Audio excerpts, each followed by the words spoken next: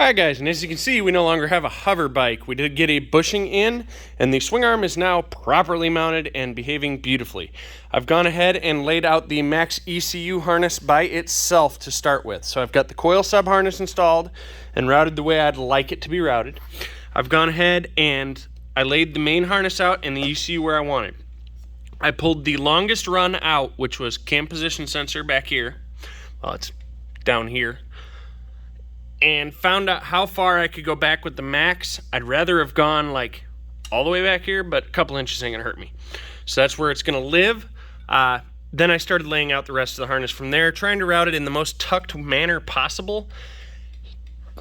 I have yet to do a standalone where it doesn't wind up kind of looking like spaghetti down there, because you got individual runners off these aftermarket harnesses. Really don't personally like that, but it's the nature of the beast. We've got everything plugged in we need. We have the CAN wire still hanging here. I need to route this up to the dash. We have main power, main ground. I need to put these to a relay. We are going to mount our relays, which are back here. Here's our relay box. We're going to use all-in-one relays for this application. And we're going to mount them up in a nice row right there, so you can just pop the seat off. Well, in this case, the tail, because it's all in one tail. No, this is a separate seat. So yeah, you'll be able to pop the seat off, check fuses. We'll have all those there. And then for the nitrous itself, I like these NOS solid state relays. Let's see what's the part number for y'all. NOS 15620. NOS is the part number. That is an awesome solid state relay for progressing nitrous with a standalone. That is what I'll be using it for. So as far as relays go in here, I'll have nitrous on progressive. I'll have main power, fuel pump, and the lights will be running off a little 5-amp fuse. So I did not get an all-in-one for that, but it'll just be a tucked little 5-amp fuse right here, in line, ready to rock and roll. So that's where we're going from there.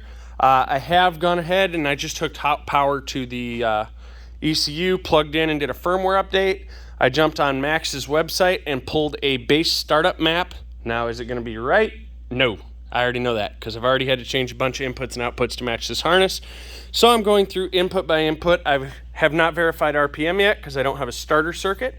The map is reading appropriately. I pumped it down, it went down, up, it went up. It's internal, so there's no real calibration there.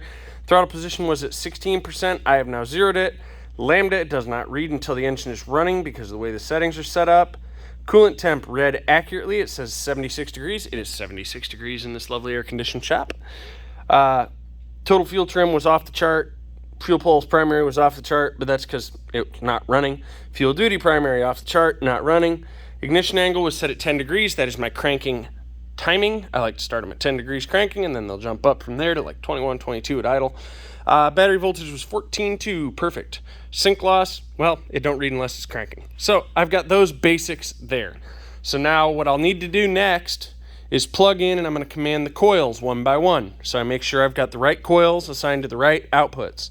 Going through this MPS Bosch 211. It's basically just a rebadged Bosch 211 igniter that I need to put a block of aluminum under with some heat paste. That does not have its own self-contained heat sink, guys.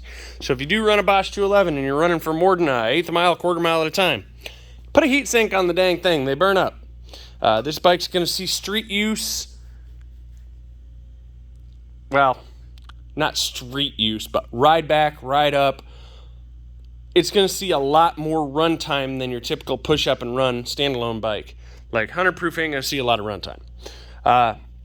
This will see quite a bit more.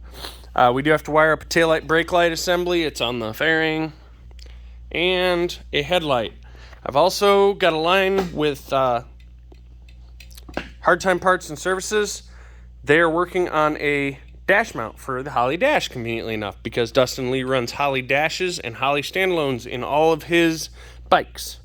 So, working on getting that so I can just do a quick slap in and done on that. Other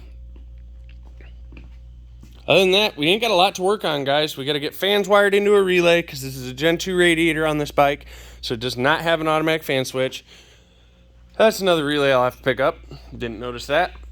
There's a few other things. I'm just going step by step through this progression. Hopefully tomorrow, by the end of the day, I want to hear this thing start.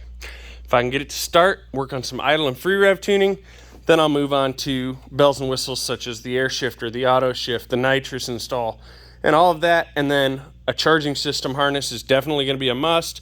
That's pretty simple. It's 3 wires from the stator to the regulator, and then 2 wires from the regulator to the battery. Not a big deal there. And then light harness, of course. I'm probably going to set that up the same way I have 100 proof, and that's where we're going to move on to after I close this. So it goes to sleep. 100 proof. Give y'all a quick rundown on this bike. So this is a FT550 bike with currently a 1507 stroker in it. That's 3 mil bore with a stroker crank.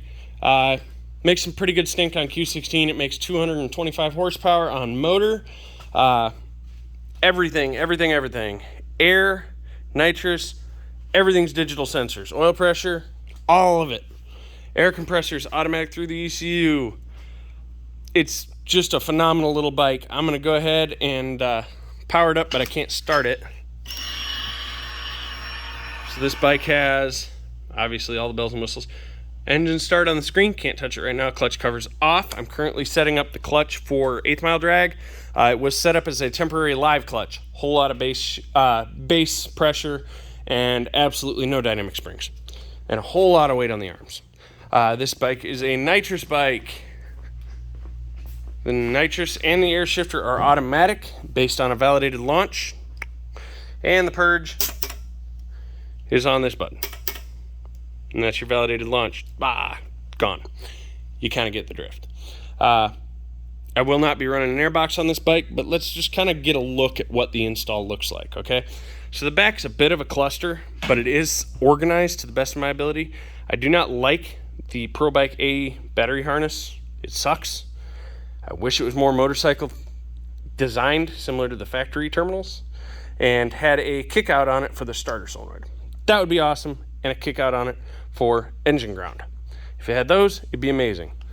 The sub harness for the charging system is on a Deutsch connector. Another one down here for the stator. Fuel cell, that's all wired up to be run through the ECU. Obviously, Deutsch connectors everywhere, makes a nice clean install. Star pattern grounds. I've also got a ground from here to the motor, and the motor to the battery, so everything's got a nice series to run. I could put all the fairings and stuff on this bike, and you get a better idea how clean the install is. What I do love about the Fueltech is the simplicity when it comes to tuning and setting things up versus the Max. Max is kind of a headache, but give and take. So basically what you see when you drop the tank is this. Nice clean install. I got a 24-volt battery tucked off to the side for the start. Nitrous solenoids are going to be mounted here. I'm waiting on a nitrous solenoid tab because I apparently ran out. I do need to put a 90 on this so that I can run the purge up, around, following this, and then up, following through here, and out, just like Randy's other bike. The fans on this bike are set up the same way that one is. They're on, in this case, a solid state relay, wired up to the fan. I still need to retain this up here, all nice and neat, but I wanted to make sure everything worked. Now, what do I not like? One, the plug for the Fueltech's on the back. Royal pain to get to. So, you get with David LaGuardia, and he sells Lagori, and he sells a jumper harness that'll run out and up and a cigarette lighter style plug. I will be drilling a hole for somewhere throughout here. I got to figure that out still. It's probably going to be a stepper bit right here. And you'll wind up with what looks like a USB port right there. That is for your cable. He sells a cable that goes with it. Works great. ProBike A harness has all the relays up front, and they're a royal cluster, like giant wad of relays. So I've just gone ahead and push pinned them to the ram air tube where the factory fuse box would be. Once the fairings are on, you can't see them. Nice and neat, looks good. But yeah, this is just kind of a quick general run over it. I still have a catch can right there that I need to get mounted up right there because this motor does breathe a little bit. It made some good horsepower, it really did. I'll go ahead and just show you guys. The bottle pressure dropped off really hard on me. Let's wake up the dyno here. Like really hard on me. So you can see I peaked, but right about here the bottle pressure started to drop off. I did not warm the bottle up properly, so as soon as it hit, it dropped hard. That's my fault. But we had 314 horsepower, and it would have carried out up here, probably somewhere in the neighborhood of 325-ish, if it follows the trend. We can jump back. That was a little more aggressive. This one back here, I believe. NOS run 2. Yeah, NOS run 1. That'll show you more of the power curve this bike tends to carry. And that was a nice little 245 horsepower hit. That should be a good top gas tune-up. Nice long power curve, and it's still carrying power. It hasn't fallen off yet by the time I hit the friggin' shift point. But I don't want to turn it that high because I never measured the springs that were in this motor. I don't know everything about it. So I figured, 12.5 was good enough for me. I can turn it to 13. I don't want to turn it to 13. I don't know where the power is going to fall off at, but I know it's not going to gain anymore. It's flatlined. So if I shift at 12, it's going to drop back to like 10.5 and still be in the power at the same point it was. So this thing should be absolutely rowdy. Thanks for watching the Ringer 57 YouTube channel. Guys, I hope you enjoyed this update. Hopefully tomorrow is the bigger update. We're going to try and get this thing to run. This little Max bike is a bit of a mess, but we're going to give it the love and touch, make it a really pretty, really reliable bike. And then hopefully, if the customer is satisfied with the work completed, he is talking about bringing it back this fall, which is not that far away. We're going to do an engine build on that one, and I'll cover that one in a video as well. So, thanks for watching, guys. Have a beautiful day. I'm going home.